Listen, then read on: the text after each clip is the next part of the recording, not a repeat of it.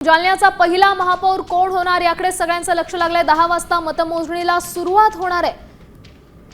65 जागांसाठी 454 उमेदवार निवडणुकीच्या रिंगणात आहेत आणि जालन्यात दिग्गज नेत्यांची प्रतिष्ठा पणाला लागली आहे।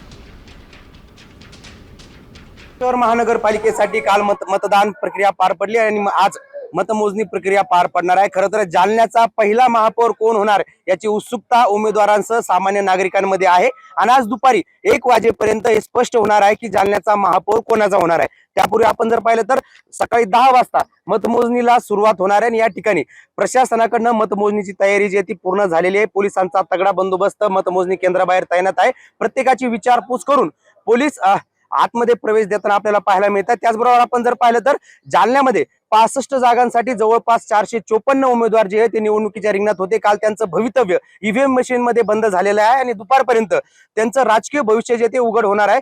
आज दुपारी 1 वाजेपर्यंत जालन्याचा पहिला महापौर कोण असेल हे स्पष्ट होणार आहे। अक्षय शिंदे, साम टीव्ही न्यूज, जालना।